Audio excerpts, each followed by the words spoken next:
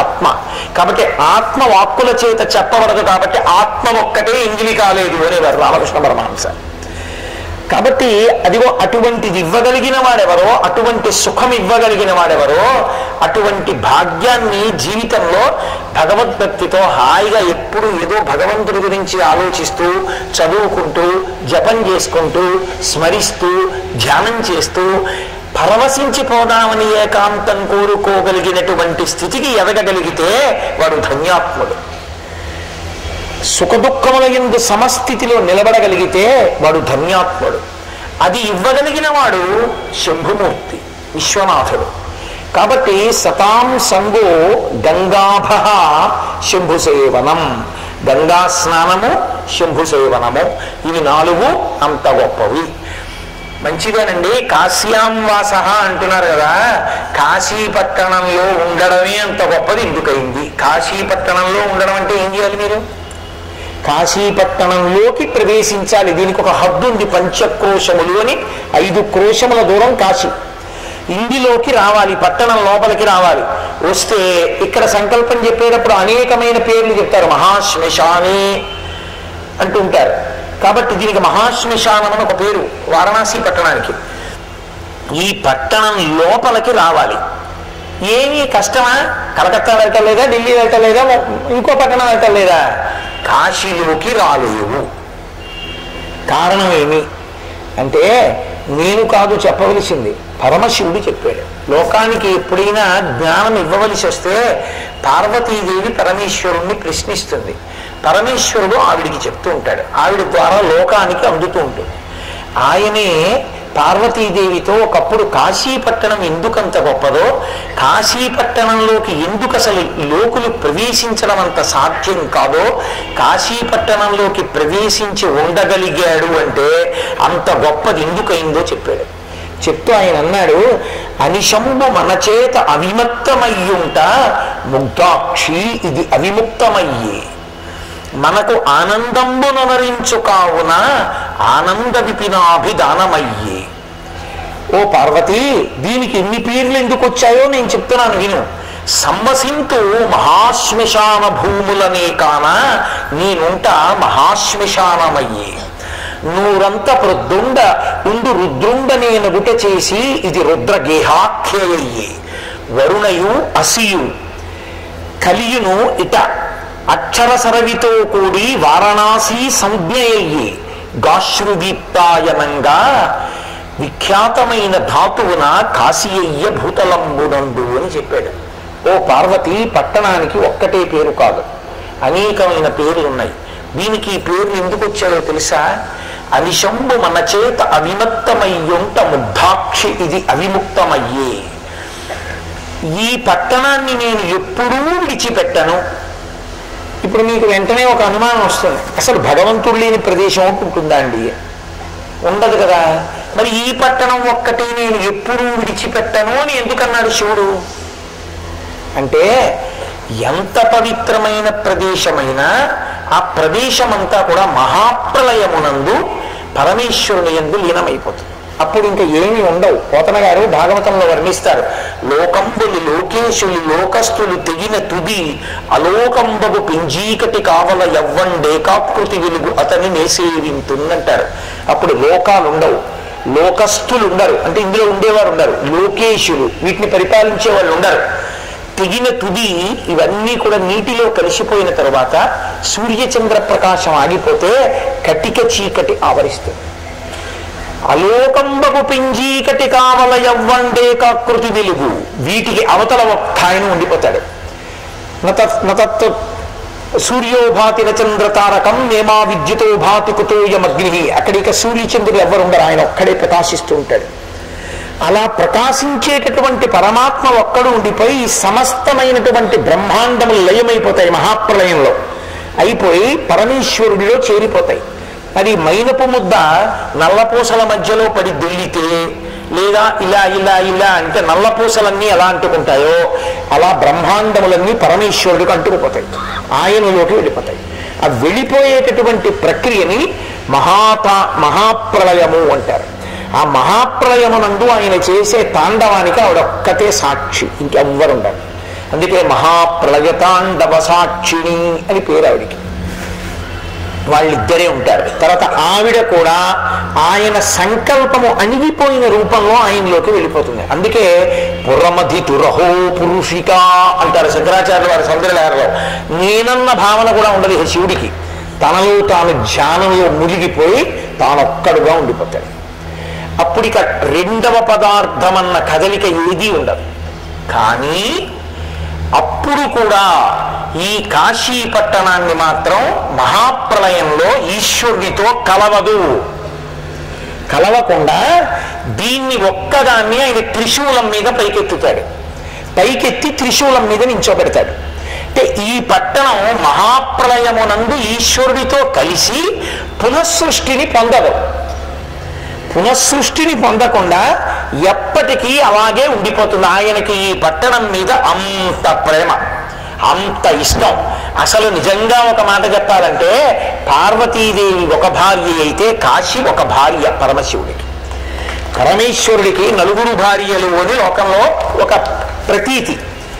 గంగ యొక్కతే, గౌరి యొక్కతే, ఆకాశ గంగ యొక్కతే, కాశీ యొక్కతే, దక్షిణ కాశీ యొక్కతే, శంభునకు లోకనాయకునకు రాణివాసంబుల్ అనురాగ రసము పేర్మి అంటాడు శ్రీనాథుడు.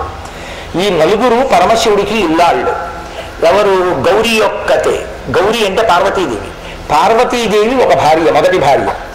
గౌరీ యొక్కతే, ఆకాశ గంగ యొక్కతే. ఆకాశ గంగ ఒక భార్య, భరించాడు కాబట్టి భర్తే. ఆకాశ గంగ యొక్కతే. కాశీ యొక్కతే, ఈ కాశీ పట్టణం కూడా ఆయన భార్య.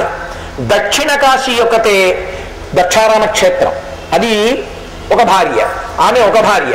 కాబట్టి నలుగురు శంభునకు లోకనాయకునకు, లోకనాయకుడైనటువంటి పరమేశ్వరునికి రాణివాసమ్ములనురాగ రసము పేర్మి. ఆయన అనురాగం అంతా వీళ్ళ నలుగురి మీద ఉంటుంది. ఎంత ప్రేమో ఆయనకి నాలుగు అంటే. అందుకే ఈ నాలుగిటిలో దేని జోలికైనా మీరు వెళ్ళడం కానీ, వాటిని అపవిత్రం చేయడం కానీ, వాటిని పాడు చేయడం కానీ, వాటి గురించి తక్కువ చేసి మాట్లాడడం కానీ, వాటిని నిందించడం కానీ చేస్తే ఉత్తర క్షణంలో శివానుగ్రహం కోల్పోతాడు. అందుకే నాలుగు ఆయనకి అనురాగ రసమునకు కారణములు. అంతటి విరాగి అయి అంతటి జ్ఞాని అయిన పరమాత్మకి. అందులో ఒకటి కాశీ. ఈ పట్టణాన్ని ఆయన త్రిశూలం మీద నిలబెడతాడు మహాప్రళయంలో. కాబట్టి అనిశంభు మన చేత అవిముక్తమయ్యుంట ముగ్ధాక్షి, ఇది అవిముక్తమయ్యే ఈ పట్టణాన్ని అవిముక్త క్షేత్రము అని పిలుస్తారు. ఎప్పుడు అసలు ఒక క్షణం కూడా మన ఇద్దరం ఇక్కడ కదలం. మీకు ఇంకొక మాట నేను చెప్పనా? ప్రతిరోజు విశ్వనాథుడు ప్రచ్ఛన్న రూపంలో లేకపోతే బ్రాహ్మణ రూపంలో కాశీ విశ్వనాథుడి ముక్తి మంటపంలో తిరుగుతూ ఉంటాడు. ఈ పట్టణంలో మధ్యాహ్నం వేళ ఏ ఇల్లాలి చేత్తో అన్నం పెడుతున్నా ఆవిడ్ని అన్నపూర్ణమ్మ ఆవహిస్తుంది. ఆవిడే చెప్పుకుంది, ఆవహిస్తుంది ఆవిడ. ఈ పట్టణంలో వాళ్ళిద్దరు ఎప్పుడూ తిరుగుతూ ఉంటారు. అందుకే మీరు ఇక్కడ పడుకున్నా, కూర్చున్నా, నించున్నా పసిపిల్లవాడు అమ్మ ఒడి చుట్టూ, అమ్మ పాదాల చుట్టూ ఆడుకోవడం ఎటువంటిదో కాశీ పట్టణంలో ఉండడం అటువంటి.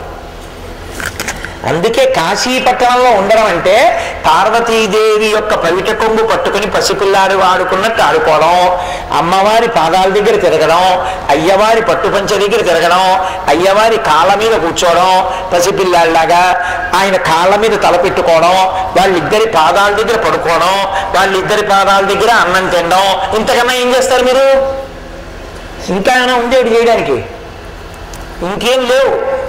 ఇవే చేసేది ఏమైనా ఉంటే అదృష్టవశాత్తు ఇవి ఎక్కడైనా ఎప్పుడైనా ఎలా చేయాలంటే ధ్యానంలో చెయ్యాలి.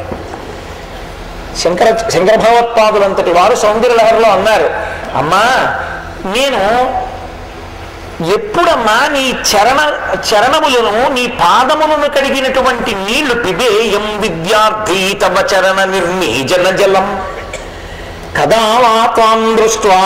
ఎప్పుడమ్మా నిన్ను చూడడం, ఎప్పుడమ్మా నీ పాదోదకం తాగడం అని అడిగారు. అది ధ్యానమునందు తప్ప సాధ్యం కాదు. ధ్యానము ఆ స్థాయిలో చేయడం అందరికీ సాధ్యం కాదు. కాశీ పట్టణంలో ప్రవేశిస్తే ఇక్కడ మీరు ఏం తాగారో అది పార్వతీ పరమేశ్వరుల పాదాల దగ్గర కూర్చొని తాగినట్టు, మీరు ఇక్కడ ఏం తిన్నారో అది వాళ్ళ పాదాల దగ్గర తిన్నట్టు, మీరు ఇక్కడ ఏం మాట్లాడారో అది వాళ్ళ పాదాల దగ్గర మాట్లాడినట్టు.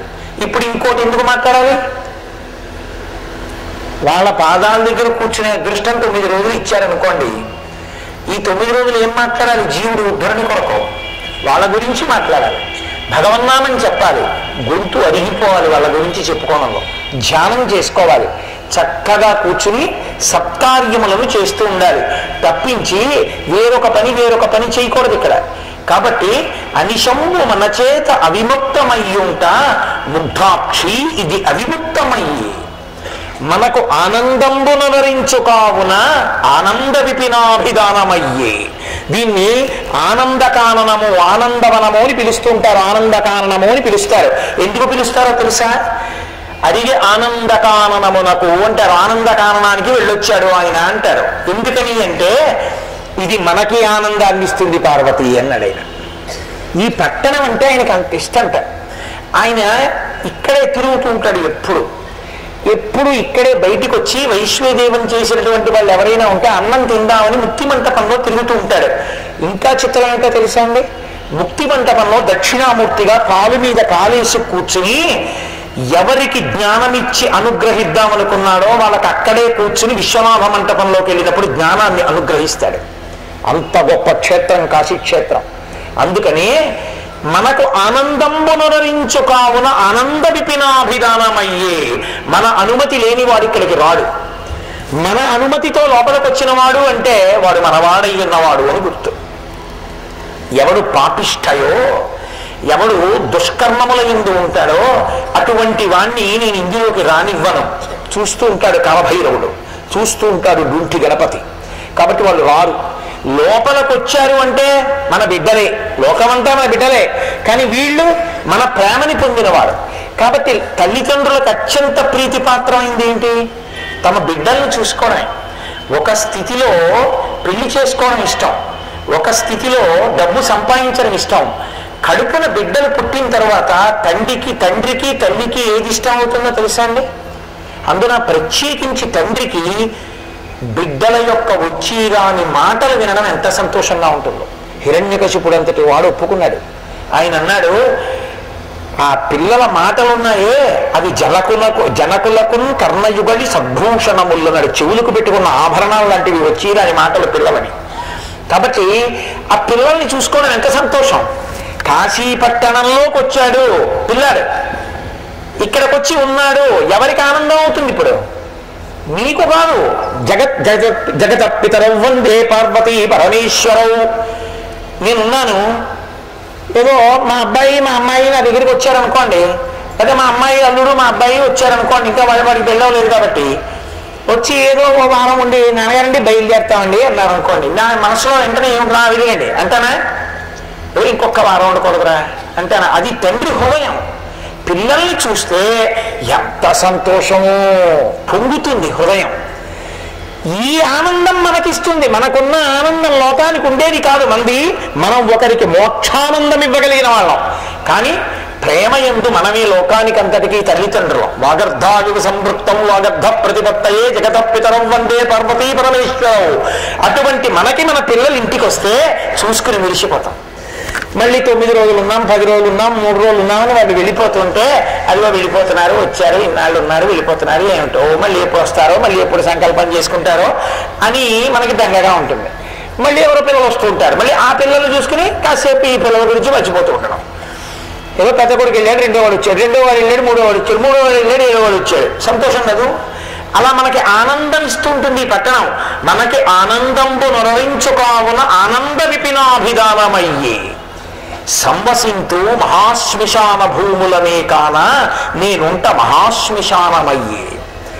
దీన్ని ఇక్కడికి వచ్చినటువంటి వాళ్ళు మహాశ్మశానే అని సంకల్పం చెప్తారు. ప్రాయశ్చిత్తం చేసుకునే వాళ్ళు వింటారు సంకల్పంలో మహాశ్మశానే అంటారు.